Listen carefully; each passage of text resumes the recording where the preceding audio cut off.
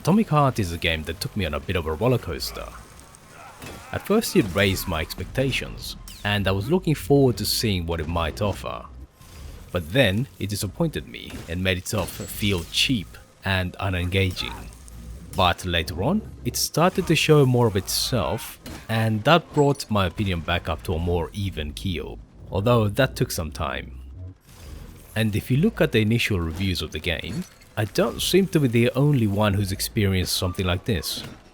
It's a mixed lot, and from my own experience I'd say that, at least partly, it comes down to how far into the game people got before they wrote those opinions. Because it's a slow burn of a game, and one way to describe it would be as unfamiliar. Yet, at the same time, too familiar. There's a paradox at the heart of this game. So I'd like to explore some of the reasons why I'm saying that, and hopefully give people a better idea of what this game is trying to accomplish, what it does well, and what it doesn't do so well. Many thanks go to Monthfish for being generous enough to provide this review key. But of course, this video is not sponsored, so all opinions are entirely my own. I'm basing my comments on a fully completed run of the game, and all side areas explored. I've also completed the latest DLC, Enchantment Under the Sea, and I'll talk about it separately at the end. But I have not yet done the first two DLCs, which do seem to extend the narrative past the end of the main game. Overall, I've spent just over 69 hours, nice of course, before putting my thoughts down, and I think that I can give you a balanced perspective of what Atomic Heart actually is like. Have an exceptionally brilliant and The game starts you off in an idyllic floating city. It's the 1950s, and this version of the Soviet Union is in its triumphant heyday.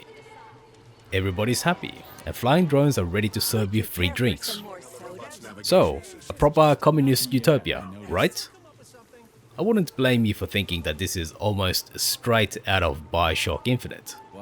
Just instead of the US being a utopia, we're looking at one that's been painted over with a communist red coat and the hammer and sickle.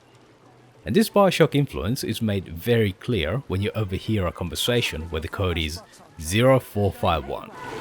Give me your control code. I'll set him straight. Hold Piggy, sweetie. Oh, thanks, Mum. The code's 0451. This is a well-known code that goes all the way back to System Shock, and every game that draws from that lineage references that Easter egg in some way. The developers seem to be immersive sim fans, and as someone who's very interested in player choice, I'm always willing to spend time on anything that pays homage to those games. Visually, the game is very good looking, both in this section and throughout the game. Although there are a couple of noticeable issues. The first is that faces tend to be quite similar to each other. This makes more sense once the game proper starts, and you realize that aside from the main characters, you're only ever going to see NPCs as corpses. So whether they look the same is not that important, and this probably allowed the devs to save quite a lot of effort, so I'd give this a pass. But the second is that the subtitles when they speak are so small as to be basically unreadable. And unfortunately you can't change the size through the game settings. The UI size options do affect everything else, like direct dialogue, but the subtitles seem to have been overlooked. Aside from those little technical issues, the game presents itself very well. As you go through this introductory area, you'll also get a bit of world building if you look for it, which is another aspect that takes a bit of time to get used to. In this timeline, the Soviet Union's taken its place in the sun as one of the leading countries in the world. The key to this was the discovery in 1936 of polymers by the genius Sechenov, who just happens to be your boss. That then led to the discovery of hydrogen fuel cells, which in turn led to robots being widely available, thereby freeing up Soviet citizens first, then the rest of the world's citizens from menial jobs. And now the Soviet Union is about to take the next leap forward with neuropolymers that will allow people to control robots and communicate with each other via just their thoughts. All this success is founded on the Soviet victory during World War II. Although in this alternate timeline, instead of V2 rockets, The Nazis invented what's known as the Brown Plague, a pandemic that devastated most of the world and thus allowed the Soviet Union to take its place in the sun. That's as opposed to real history, where the Soviet Union took most of the casualties of World War II, and subsequently was always playing catch up with the US.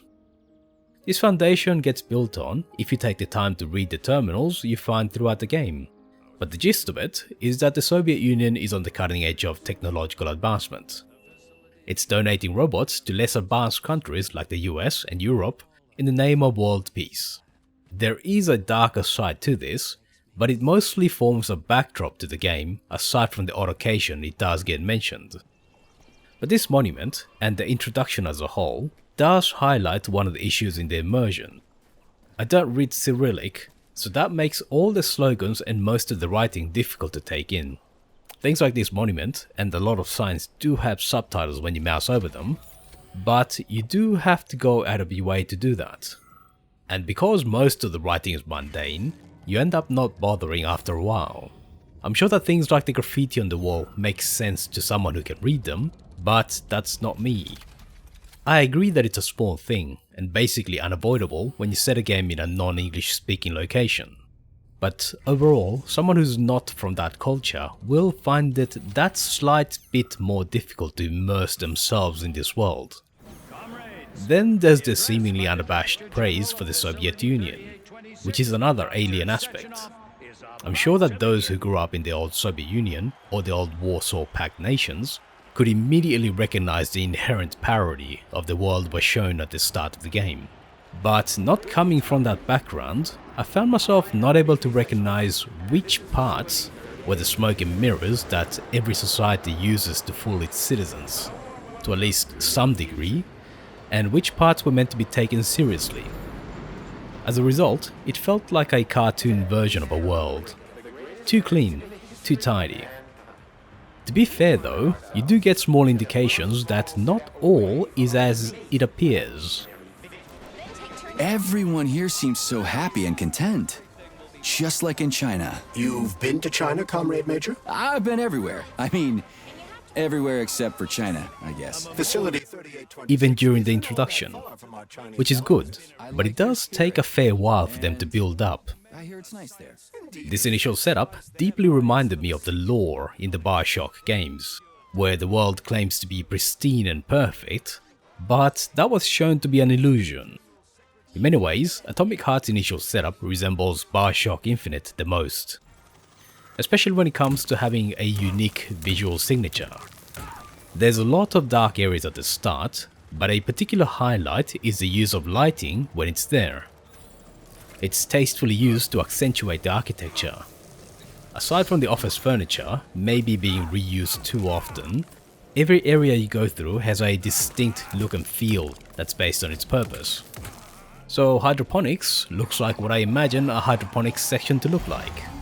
Lots of artificial lighting to help the plants grow.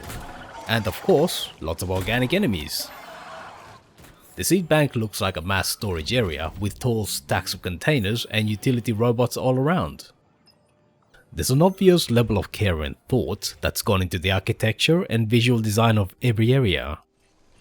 This unique look applies particularly well to the robots you end up fighting. You can see that there was a lot of inspiration taken from their purpose. So logging robots are tough and have a prominent sword that they use in combat. Grain harvesting robots have a myriad of sides that they use to slice you up. Humanoid robots have that crash test dummy look. And the police humanoids have a color scheme distinct from the other humanoid robots. I'm particularly fond of the use of the Archimedes screw type fans on the flying robots. It gives them a unique look while still fulfilling their function. Although I found myself asking why this type of robot needs to have a tube going to its head. That's obviously an artistic choice to humanize it by giving it something resembling a mouth. You can also see Eastern European influences in the art style, like the way the hair is done on these robots, which I understand is traditionally Slavic. The overall look and feel of the game, including the music, is unmistakably Russian. Show anyone an image from Bioshock Infinite and they would instantly recognize it. The same goes for Atomic Heart's environments and robots. which speaks well for the design. Personally, I think the visual aspects are a real strength of the game. Yeah, been there, done that. Skip the foreplay, bot. So while my initial hopes were raised by the visuals and the potential in the introduction, the early stages of the game also dashed them somewhat. The first issue you run across is yourself. Not you the player, but the protagonist you play as. Shut your trap and keep scanning, would you? I'm getting acquainted with the new hardware. He's best described as an over-aggressive asshole. Anyway, why the hell are we riding a jalopy strapped to a damn robot? Were all the jets taken or something? Shit. Game for both of us. Shut the hell up, Glove. I'm trying to listen. To what? Most of the dialogue you'll see is between you and your Glove. And let's just say that it's usually a lot of venting and anger, but without any purpose that might make it worth listening to. Of course, that's a subjective opinion, and I'm sure that there's people out there that would find it likable. But I'm also pretty sure that they'd fall into an audience that wouldn't really appreciate immersive sim type games. And it doesn't help that one of the opening cutscenes involves a badass granny shooting down robots. 2 days now. Take that. Eat shit and die.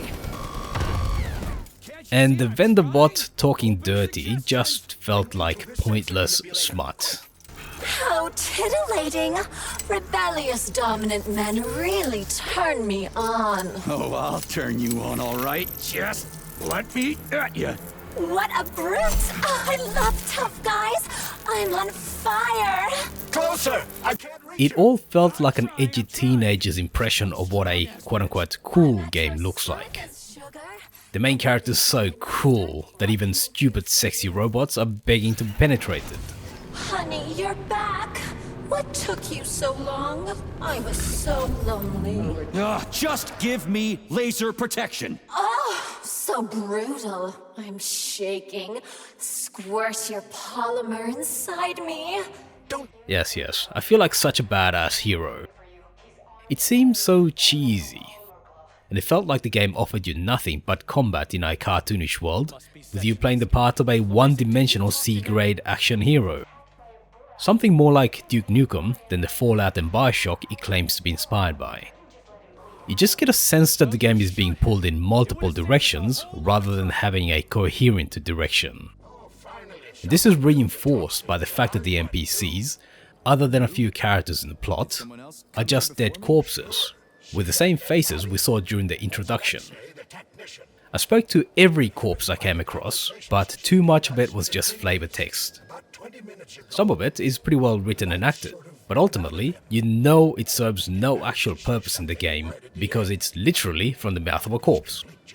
From my gameplay perspective, the indoor spaces that the early game takes place in tend to be pretty linear.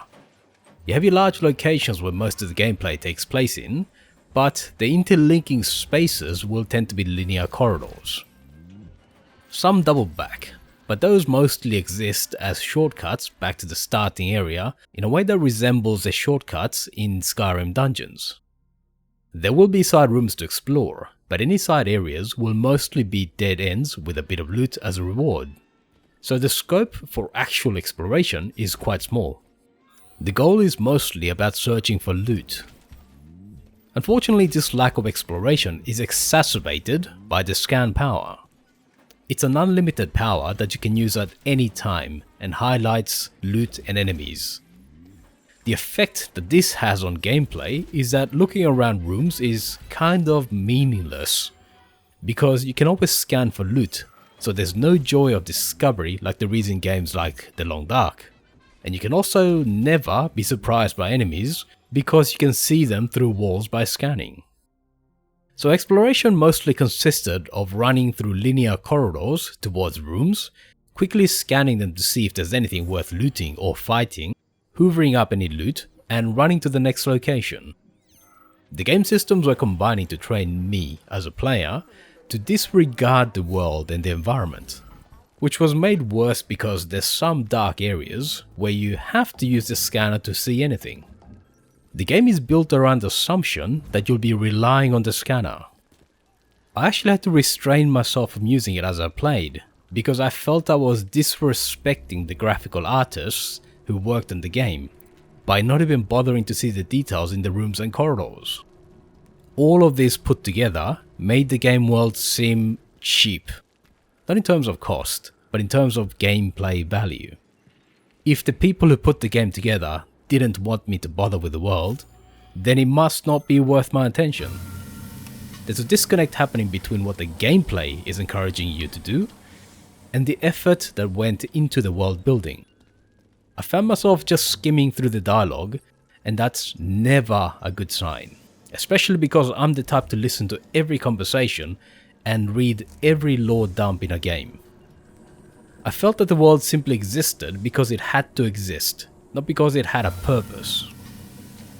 The environment was just something to run past to get to the next encounter, which is a pretty sad thing to say because obvious effort was put into the look and feel, and it is worth taking the time to look around. More focus is given to the major encounters in the game and the associated cutscenes, particularly as you get further into the game. It's best not to spoil them because they do affect the experience, but here's a small snippet that should give you a taste. Some of them are a bit artistically esoteric, so it may take a bit of time getting used to, but you can see that there was a specific art direction involved. From a gameplay perspective, you can argue that the Bioshocks aren't that different from Atomic Heart. You do play a part in the plot, but ultimately you're an observer in someone else's story, and the only way to engage with the world is via combat. In the first Bioshock, this is cleverly explained away by the "would you kindly" line. Of course you had no choice. All this was pre-programmed into you well before the game started. But that doesn't change the fact that it's a linear game mostly about combat. This is not any different in Atomic Heart. It's also a linear game mostly about combat. Personally, I felt that the gameplay was fine if you look at it by itself. My concerns are the same as I had with Bioshock. So that comment is not even about Atomic Heart per se, more of a personal preference. So if you do happen to like Bioshock's gameplay, you can take that as a vote of confidence for Atomic Heart, because it most definitely took close inspiration from Bioshock in that regard. You start with an axe, and soon enough a shotgun. Then the game teaches you to use the shock power, which you can use to open some doors and stun robots in combat. If you have played Bioshock or Prey, then this will feel very familiar. Although one key difference is that you get a dodge, which you can upgrade to give you invulnerability frames, just like in Souls type games. Unfortunately, dodge doesn't work well without upgrades, especially the ability to double dodge, because the distance on a single dodge is pretty small, so physically getting out of the way of attacks can be difficult at times. I found it better to use dodge as a way to maintain distance from melee enemies, at least early on. And a bit of a gotcha is that you can get surrounded and killed by enemies in the indoor sections, so that's something to watch out for in the early game. You mostly fight robots, which can loot for components to upgrade your weapons, and polymer to upgrade your own abilities and powers. Each robot type fights in a unique way and has particular weaknesses that you can take advantage of, so there will be variety to the combat. There are some biological enemies in the form of nests that swarm flying critters. They can attack you directly, or they can latch onto a corpse, which will animate, and it's much harder to kill them. So the incentive is to kill the nests as soon as possible to stop the spawns in the first place, otherwise you run the risk of getting swarmed. There's a distinct lack of variety to these enemies, so my impression was that they may have been added later on in development. But they are there, and they do provide polymer and upgrade resources. Usually an area will have either bio or robot enemies, and if you happen to see them together, they'll actually fight each other, which is always a nice touch to see. Every weapon is upgradable in a variety of ways, and this is a strength of the game. So your shotgun can have its barrel, stock, and magazines upgraded with plans you can learn by exploring. Plus you can also add elemental damage via special cartridges to further boost your effectiveness against certain enemies. Each upgrade is quite distinct, and they change the way the weapons work, So we're not just looking at increasing damage values, you're changing the behavior of these weapons. So with the shotgun you can change the spread pattern, and this has its pros and cons. Your resources get refunded if you change mods, so the game is clearly trying to encourage you to play around with them. Weapons also break down into two classes. One uses ammo like traditional weapons, and the other is energy based and draws on your built-in battery that slowly recharges itself. I'm used to playing games where ammo is scarce, so I personally gravitate towards those energy weapons that give you unlimited ammo. For example, the scrappy energy pistol you get at the beginning carried me through most of the game. You can take that as evidence that the upgrades do change the way the game plays, and all weapons are effective even into the end game. On the other hand, I found the sniper type rail rifle one of the least useful weapons, because it just didn't snipe as well as it should, and a fair amount of the game is spent in indoor spaces, where opportunities to snipe are much rarer. So ironically, I used it the most when fighting bosses you run across in the mid-game, because those fights are usually about running for your life and getting the occasional shot off in between, so the extra damage per shot was good to have. I think the game plays best at close or medium ranges. That's when it's most fun. Ammunition also takes up inventory space, so I found that it was better to stash my ammo for the boss fights and use energy weapons while exploring, although there is also the option of crafting ammo if you choose a different style. Any item can be stashed instantly, and these stashes have unlimited storage, but retrieving them requires access to a vendor. Luckily you run across them quite often, so you never feel a scarcity of resources, and there's always one just before a boss fight. So while there is a limited inventory, in practice the biggest issue you run into is losing items because you forgot to free up inventory before looting corpses. There's a good variety of weapons for different playstyles, but I played most of the game with several energy weapons, and the shotgun or another traditional gun, then adding something like the AK for extra DPS when fighting bosses. Another similarity with the Bioshocks is that melee never goes out of style if you upgrade your weapons and abilities. A unique feature of Atomic Heart is that you don't have mana.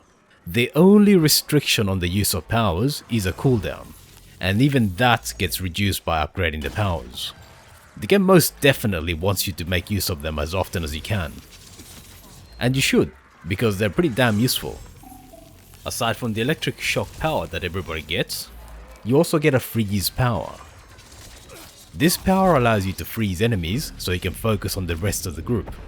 But if you upgrade it, it also gives you extra rewards when you shatter those enemies.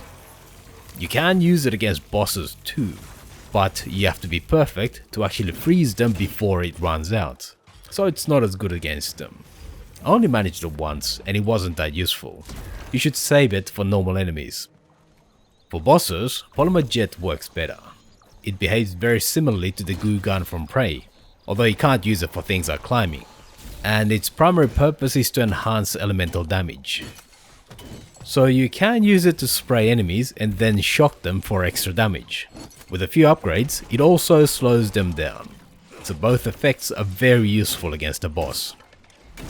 But you can also use it for area denial against lesser enemies by creating a line of goo on the ground, then electrify it so enemies crossing it get shocked.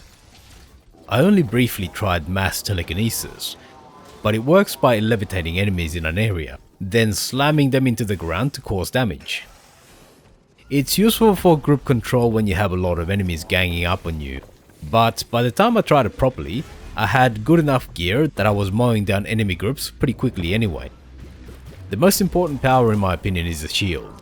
At first it reduces the damage you take, but as you upgrade it, it makes you invulnerable, heals you, and recharges your battery as it gets hit. It was perfectly viable to activate your shield and wail on the enemy with a big ass mace, just like a medieval fighting game. An upgraded shield power changes how you play the game. The bonus is that melee attacks also recharge your battery. So once you've upgraded yourself a bit, you can cycle between shooting your expensive energy weapons, then swap to melee to recharge them while protecting yourself with your shield, and then swapping back to energy weapons while your shield power is on cooldown. Repeat that cycle and pretty much any enemy will go down. I played the game on medium difficulty, and the first fight against this type of boss was basically me running around like a headless chicken and taking the occasional potshot with my crappy energy pistol. Then back to doing a chicken run while waiting for my battery to regenerate. It took forever to beat this guy, and frankly I was frustrated by the fight. Because as I later found out, you're supposed to melee them, but that would have been a disaster for me at this stage. But later on I was beating this guy like he was a red-headed stepchild with my big ass mace. It was immensely satisfying to say the least. I know that some people might not like powerful enemies becoming easier with upgrades, but I lean the other way. You most definitely feel rewarded for taking the time to find weapon upgrades and the resources to upgrade your powers. Those who want harder combat can always play at higher difficulties. One downside of the combat system is that it does assume that you'll be relying on invulnerability frames from dodging and the shield power, because it's very easy to lose track of bosses during fights, and some bosses will just have cheese type abilities that you can't physically dodge, and getting hit means that you can easily end up stun locked to death. Some of those bosses will at times also pull off insta-kill moves that you need to QTE your way through. I personally hate QTE sequences, so if you're like me, the game does have a lot of accessibility options to disable certain gameplay elements, which is not always common in games, and the designers should be commended for including them in Atomic Heart.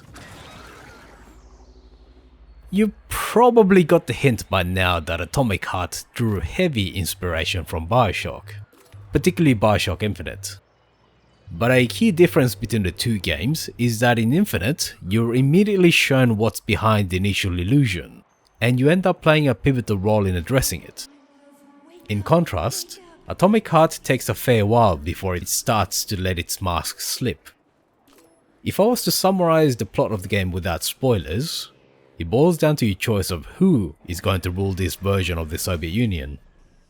The game presents you evidence of what's been happening as you play it, and ultimately your final choice is based on the player interpreting those individual fragments. So there is that, but if we talk about the world and the lore, it may as well not exist for all the relevance it has on the plot. This is a key weakness in my opinion. If a game wants to succeed in creating a new franchise, the lore and the world building of a game must engage the player. This is what the first Fallout did ever so well. It was never just about the water chip. It created a world that not only provided a backdrop for the plot of the game, but the lore of the world also affected and explained the motivations of the characters the player engages with. There was value in knowing the world, so players became familiar with it. That allowed the franchise to be a franchise with multiple successful games and a very loyal fanbase. It's the lore. In contrast, Atomic Heart's world building provides a backdrop, but it doesn't affect the game at all. You could set it in an entirely different lore and the plot would work exactly the same way. This is a subjective opinion, and to some people it may be like porn in that the plot doesn't really matter, but for me this was a frustration with the game. It's not every day that you see a game set in a fictional Soviet Union. That alone makes it innovative. You've got your metros and your stalkers, and precious little else. The unfamiliarity of a new lore is a bit alien at first, but as you engage with it, that can actually give a world a refreshing flavor that actually leads to more interest than if the world was familiar. But there has to be something for the player to latch onto. I don't know anything about Polish mythology, and I'm pretty sure that neither do you. But despite that, the Witcher series is phenomenally successful, and you can take the success of the Netflix series as a good indication that people engage with the lore itself, not just the games. But the hook was Geralt and his friends. That's what engaged players initially. Atomic Heart presented me with a lore for a new universe, and in many ways the lore could be seen as fresh and worth engaging with, but it didn't allow me to do that. Was the character likable? No, they were eminently dislikable. Or at least that was the initial impression. Was there a mystery to the world? No, the Soviet Union is the best, and that's that. There's no equivalent to the ruins of Rapture that draws the player into Bioshock. It's fine as a backdrop, but it's not something you can expect people to invest in without some form of engagement. I'm sure that some people will point out that Metro and Stalker also limit their world building to backdrops. And this is true, but at the same time, these are somewhat familiar backdrops that you don't really have to engage with to understand. The world has gone to crap and you must survive in it. That's a good enough explanation for the type of gameplay you get in Metro and Stalker. If anything, it would be strange to ask the player to get too deep into things when gameplay is limited to combat. Atomic Heart, on the other hand, presents something new, but doesn't let you play with it.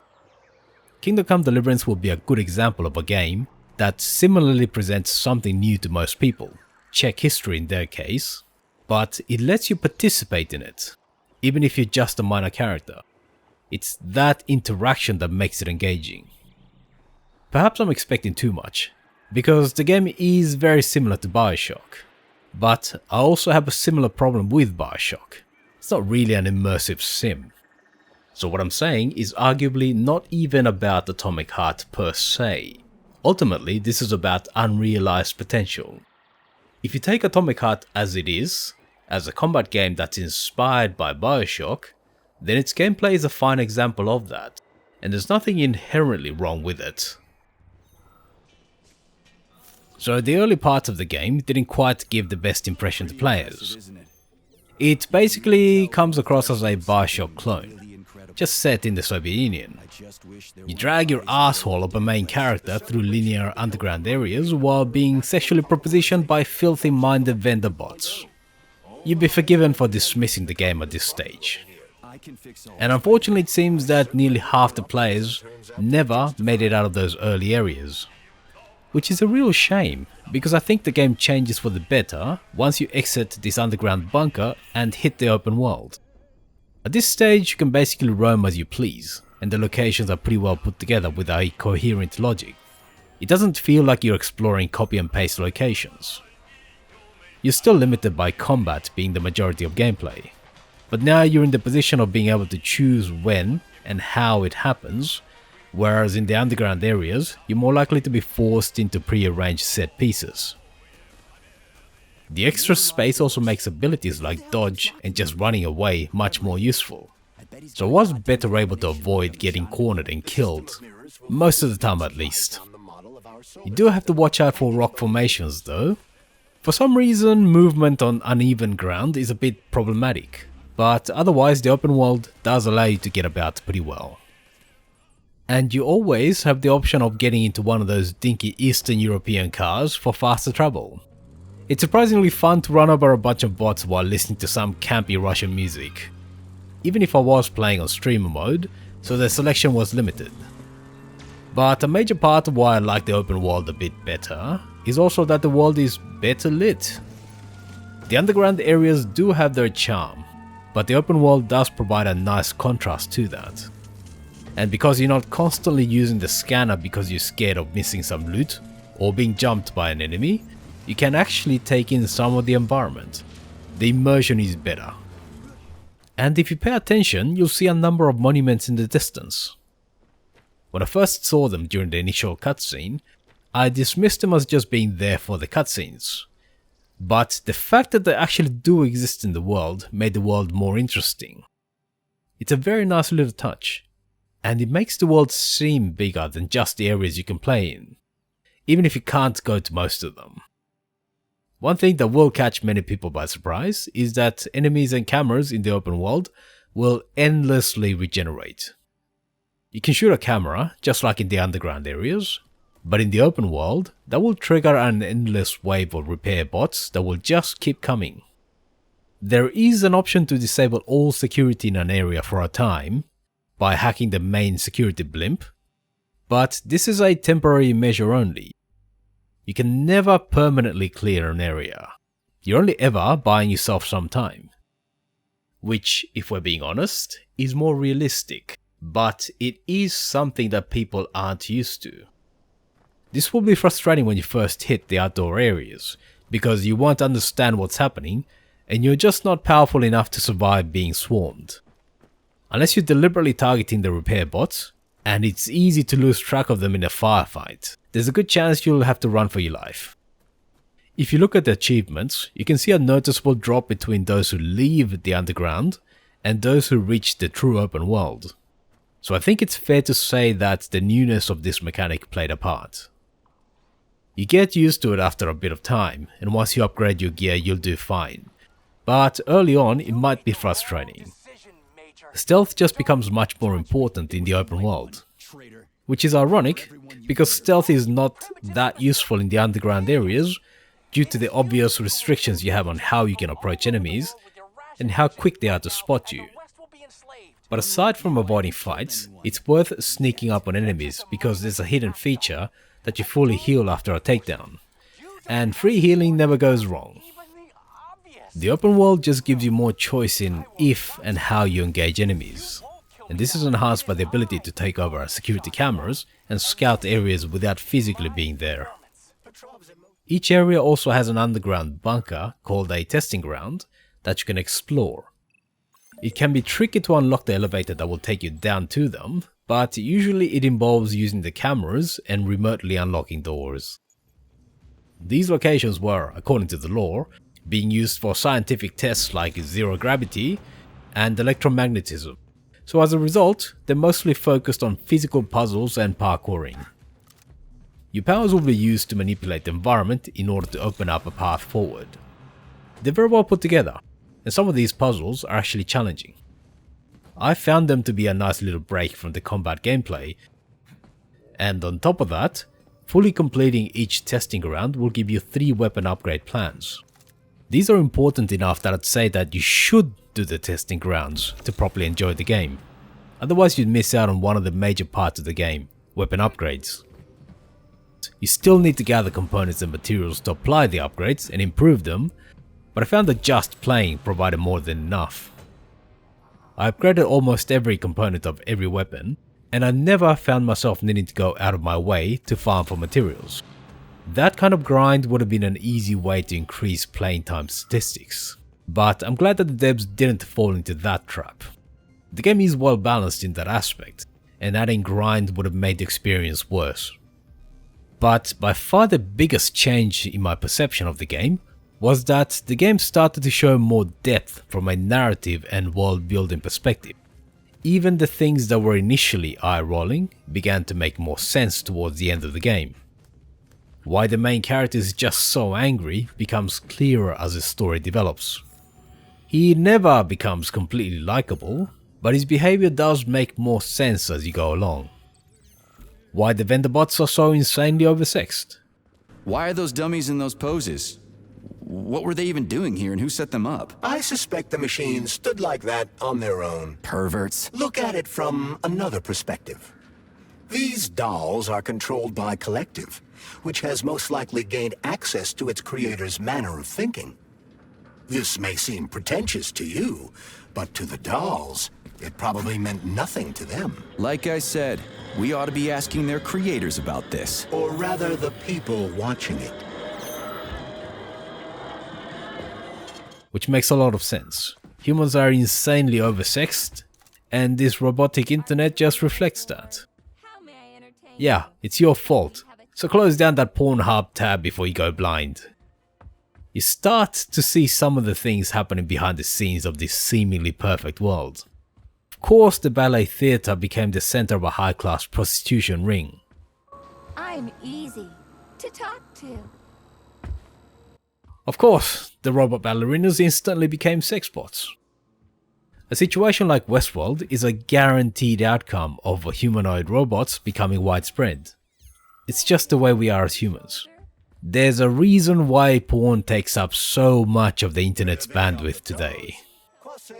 The theatre section is where the game's artistic direction and world building started to click for me. That's the point where I started to pay more attention to the lore, and I'm glad I did, because like I said before, many things started to make a lot more sense.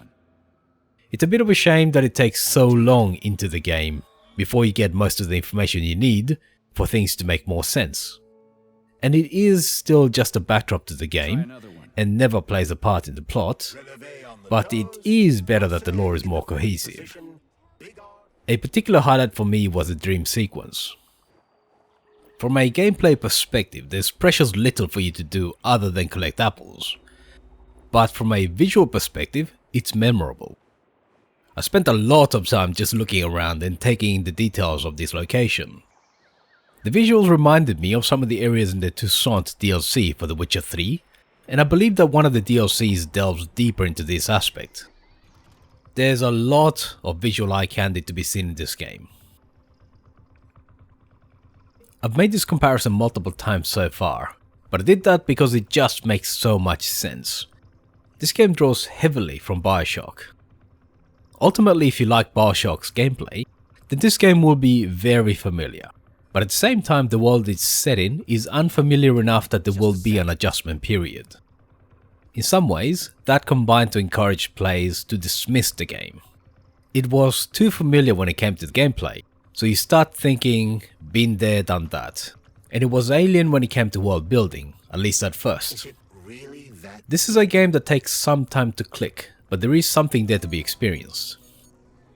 I think that one of the biggest reasons why people didn't give this game the time it needs is the devaluing of the world. The main protagonist and the vendor bots were almost deal breakers. I'm not sure exactly why they were added, but the way they are was a major factor in cheapening the game experience. And the wannabe Rambo Granny, plus the game systems encouraging you to rush past the environment, didn't help. I can see what the aim was. All of this seems to have been added to create excitement and hook the players. But this may be a case of misreading the audience. Bioshock didn't succeed because it was action-based. It succeeded because it lured players into the world and kept them on their toes with the horror-type elements. That led to players taking it slower and trying to make sense of why Rapture fell into ruin. They were allowed the time to take in the world. I think that Atomic Heart would have also benefited from using the lore to hook players and encouraging slower gameplay. I'm not sure that there's enough in the lore to warrant a sequel or further games in this world, but as a standalone title, it's worth getting to know this game if you like Bioshock style gameplay. I actually played this DLC before I finished the main game, because I thought I'd review it first, but I ended up changing my mind and doing a complete review of the entire game instead. And I'm glad I did, because it allows me to speak about the DLC content with some perspective both from a narrative and a gameplay point of view. The narrative focuses around the rings that you disposed of towards the end of the main game, but now you've discovered that you need them, so it's time to get them back. But you find to your dismay that they're at the bottom of the lake, and because you can't swim that deep, it's time to recruit some dolphins to help you out. The story is a bit perfunctory, but it does change the end of the story to make it more open than it was at the end of the main game. So as you might expect, you'll experience an environment focused on water and underwater based locations that most closely resembles the early Bioshocks. And yes, that includes swimming sections. The DLC extends on what you see at the exhibition hall in the main game. But story aside, the main focus of the DLC is on changing up the gameplay by adding two new powers. The first is a hook ability. That allows you to move faster through the environment and helps during melee combat by bringing you closer to enemies. Essentially better mobility. The second is a fireball that's particularly effective against organic enemies and basically plays like you might expect. Area damage and fire. You lose all your old powers, so no more shield based regeneration, which does change up combat. Instead, you can upgrade your hook to give you invulnerability for a time. Understanding the hook is important because every boss, especially the last boss, assumes you'll be using it often. But there's a couple of shortcomings in the way it works. The first is that you can only hook onto specific points that have been pre-placed in the game. and sometimes it takes a bit of time for the UI to give you the prompt, and then it takes some time for the hook to actually move you. Against normal enemies, you can hook onto them directly, and that's useful for isolating individuals so you can smack them down. But for some reason, this is disabled against bosses. So during boss battles, it's paramount that you prioritize finding those hooking points, even more than actually shooting the boss. You need to get the timing right, and missing a hook because you aimed too far or you activated it too late means that you're going to take damage. This is inadvertently made worse by one of the upgrades that gives you extra speed after a hook. On paper and during normal play it's good, but the problem is that this extra speed animation also stops you from using the hook again until it's over, so you have to deal with this extra delay. The last boss fight ended up being particularly frustrating until I properly understood these things, and made sure to look for hooking points well before I needed them. To go along with the new powers, you also get a new melee weapon that has a whip-like ability as its secondary attack. It affects the whole area in front of you and works great against enemy groups. Zipping about with your hook while whipping enemies is pretty fun in the early parts of the DLC. The shotgun also gets upgraded to give it an energy blast as a secondary attack, so you're combining the features of multiple weapons from the main game into one. That makes it much more useful overall. Another way that combat has been adjusted is that there's a lot more focus on invulnerable enemies that occasionally show a weak point for you to attack. This was in the original game too, but it was reserved for a few enemies only, so it never got too old.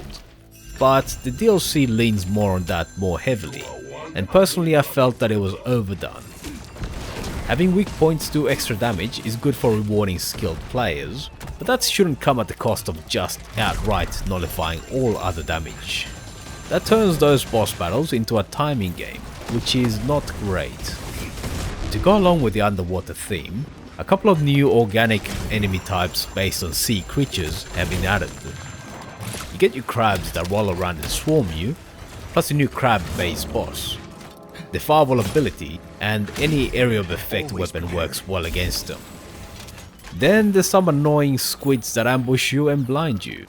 They go down quickly if you're using the scanner to spot them beforehand, but they can be quite a pain if they catch you unawares.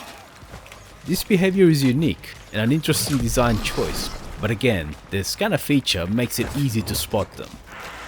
But there's also multiple new boss battles that I won't spoil in this video, because it's better to come across them as you play.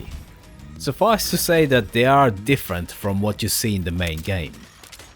Overall the DLC goes for about 6 hours to get to the final boss, although I had to spend another 3 hours redoing the last fight. So it is pretty short and sweet, and the changes to the weapons and powers give the game a fresh coat of paint. It's for people who liked the combat gameplay of the main game and want more of the same, but with some adjustments for variety.